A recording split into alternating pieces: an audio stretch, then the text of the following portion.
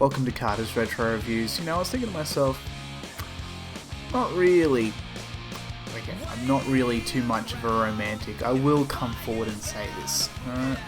I've been giving it lots of thought. In fact, when I was first going out with my wife now, back many moons ago, one of the very first dates, she came over because I said, "Oh, come around to my place and make you dinner." And she came over and she noticed all of these candles lit around the room. She's like, "Ooh, very romantic." I'm like, "Oh, the candles? No. I took a wicked shit earlier and I was trying to clean out the smell. Yeah, sorry about that."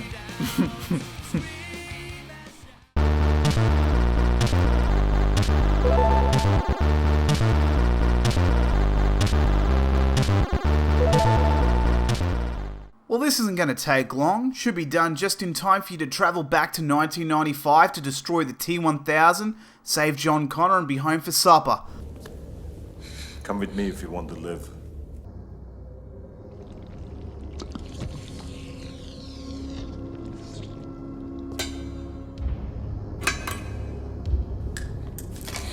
Go!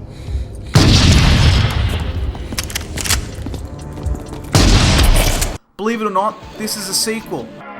And yeah, the original sucks. Worse than that though, it suffers from Night at the Museum syndrome, or also known as the Mummy syndrome. You know, original movies that suck so hard there's no possible way it should have got a sequel. Ooh. Oh.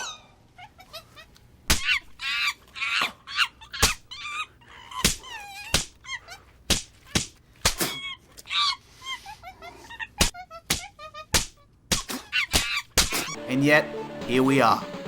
This game sucks too. The graphics are shit and outdated. They have that pre-rendered background look, which was outdated about 2 weeks after it came out. Although I will say that there are other games that have pulled this off successfully and made it something of their own. A nifty slice in time that accurately reflected brilliant gameplay, old school sound and graphics. But not this game. I didn't like the graphics, but also the actual layout of everything. The theme looked rubbish. It grinds your eyeballs when you wake up early and you stare at the computer screen and your eyes are burning. That's what this feels like when you're looking at this game. It's not the worst looking game I've ever seen, but fuck, it's still pretty damn bad. This game is like a bad Mortal Kombat or Killer Instinct. Even at the end of the fight you have that execution, which I couldn't really be asked working out. I'm pretty sure they stole that from Mortal Kombat. Even if the execution was wicked, it still doesn't save this turd. And look at this. 2-hit chaos? Really? You call 2 hits chaos? Combo? Okay, sure. Chaos? Hardly. Go speak to Killer Instinct and ask them what they think chaos is, you fucking bad joke on the world. And the gameplay, holy shit. The gameplay is the worst. It was clearly made with no other game in mind, no frame of reference. If you're going for unique, at least make your controls fucking responsive. Give me something, anything. I'm dying here. And even if we got past that fucking huge oversight, the idea of pulling off super moves was insanely hard. I definitely checked the manual and they're all the same sort of moves you would get from a Street Fighter game like Ryu's Hadouken or Ken's Uppercut. But I do the combination as I'm very familiar with Street Fighter and it doesn't do it. Oh, but then it will. Oh, but now it won't do it again. The game is fucking broken! The sound is not too bad. The first one had pretty good music in it too. It's just a shame it was wasted on this shitty excuse for a video game. The sound effects though are embarrassingly bad. When you hit another robot, it makes the sound like you're hitting a big rubber ball. At the very least, at its core, it has one fundamental flaw. Well, actually, it's got many flaws, but I can forgive every other problem this game had if it had one thing going for it. Fun. And this is not. It's infuriating. We all have these amazing sentimental memories of the games we loved back in the day, but when we get total turds like this, we carefully forget all that. When you play Mario, it takes you back to a time where you didn't have a worry about the bills, life, or getting yourself a girlfriend so your parents don't think you're gay. Or even being good enough to take those memories and build on them by making a new world for you to absorb yourself in. I'm not comparing world-class Mario to this game. God, I couldn't even think of another shitty game to compare this to. I didn't dig Galaxy Fight when I reviewed it, but that game was better than this.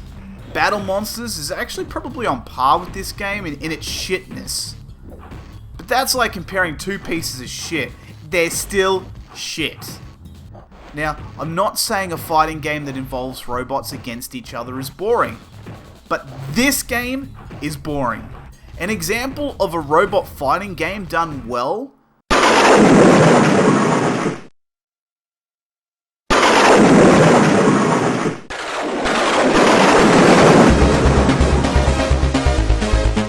is One Must Fall 2097 on the PC.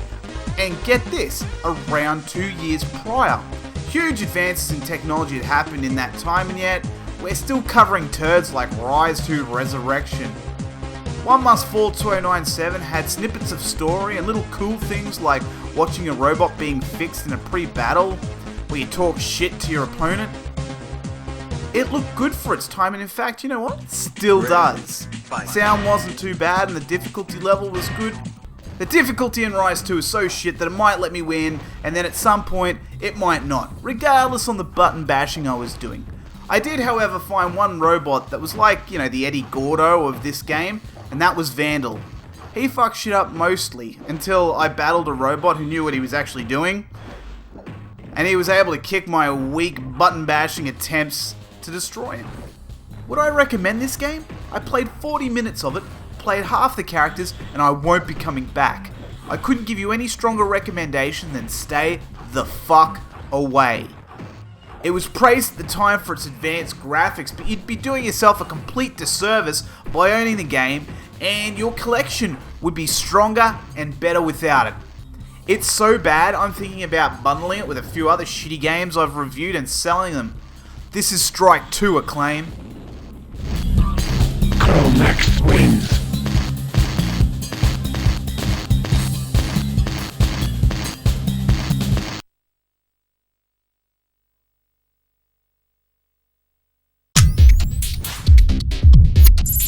As always, thank you very much for watching. Click on the TV to see the last review, and click on the name underneath the television if you'd like to subscribe.